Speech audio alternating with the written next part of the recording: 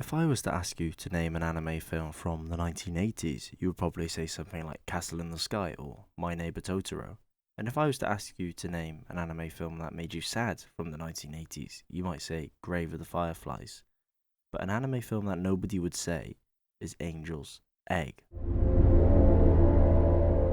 A film so eerie, a film so sad, a film so tragic, it makes Grave of the Fireflies looks like a fun day in the park. German Expressionism is an art movement from specifically the 1920s, and it's directly deranged off World War One, of Germany losing World War One and things like gas being used for the first time in battle. The age of the cavalryman was done and families being broken apart across the globe. Essentially, it's dark, it's mysterious, and it's a movement where the person who is writing the story will throw their emotions at the screen. The messed up horrors of war and how we as people react to that. What's interesting is that German Expressionism actually influenced a lot of other movements across the globe, and it's pretty much just human nature. Cut to 1985, and Mamoru Oshii is sitting around trying to make something work. He's trying to bang some sticks together and make an anime work. If you don't know who Mamoru Oshii is, he's the guy behind Ghost in the Shell, and he is an absolute genius with this film, Angel's Egg. It's haunting, it's visually mesmerizing.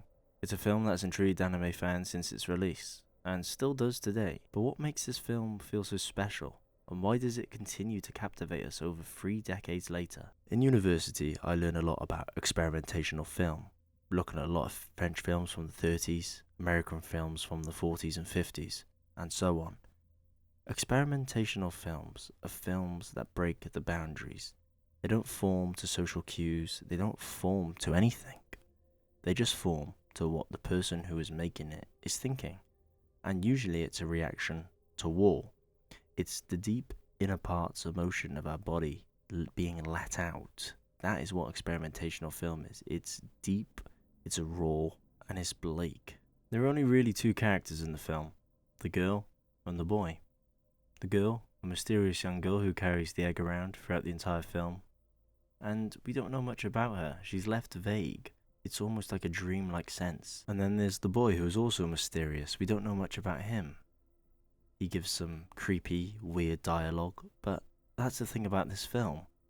There's not much dialogue in it. I could sit here and I could talk about the characters, or the world, and my theories on religion and reactions and what I think the author was trying to get out of this.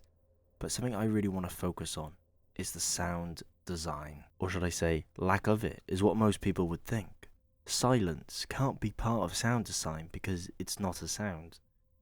But in the filmmaking world, silence is a very powerful and encouraging thing to use if used right. In experimental films, they absolutely eat it up. They want the sound effects of what's going on, an eerie atmosphere, and that's what they do in this film. I got this film given to me not long ago by a friend, and ever since then, I just can't stop thinking about it. It's made my brain kind of rejig itself, rewire itself. I've been thinking about this film and the messages and the sound design for ages. In the first 10 minutes, there is hardly a sound. A couple of footsteps, a landing of a ship, but not much else. There's no dialogue in the first 10 minutes of the film. There doesn't need to be dialogue. And the first word we even hear is why. That is the first word we hear.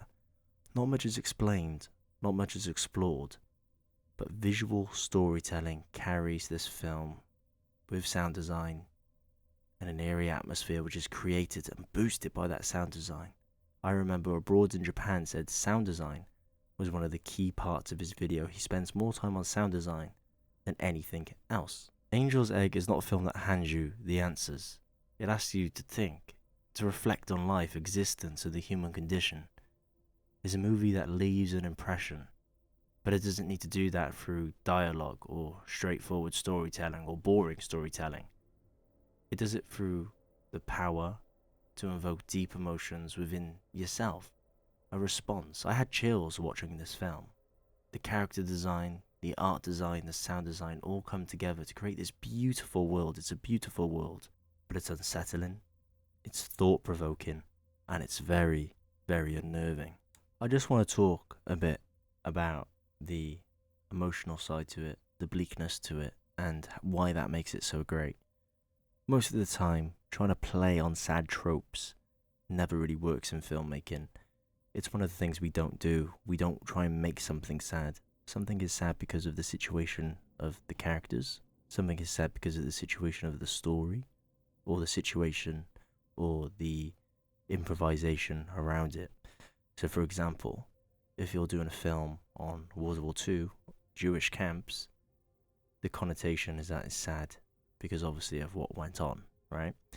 So, if you had a film like this where it's set not anywhere really, the sad connotation of it is how bleak, miserable, quiet, and disturbing it is. It doesn't rely on big, fancy characters or dialogue or comedy. It knows what it wants, and it just allows itself to be. As filmmakers and as actors, and even as anime enjoyers, we kind of limit ourselves to what we can want, what we can dream to be, what we can aspire to be. We limit ourselves. This film is a perfect representation of letting go. I know many people who are trying to make mangas, who do art, and there's something in their head, and we all have it. I have it when making YouTube videos. No, this won't be good, that won't be good, this will be great. If you let it go, you will create something like this film. This film, I think, is truly a piece of art and an amazing experience. I would recommend watching it in the night. I'd recommend watching it alone, and I recommend paying attention and having no distractions. Angel's Egg is an amazing film. It's eerie and it's creepy, and I could say so many words. It has these philosophical undertones that maybe aren't for everyone, but should be watched by everyone. It's slow. The film is short. It's only an hour and 10 minutes long. And it's gained a new fan.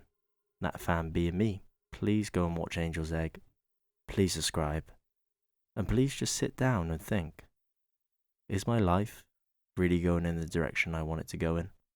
I've been Conoranimeworld, and I'll catch you all later.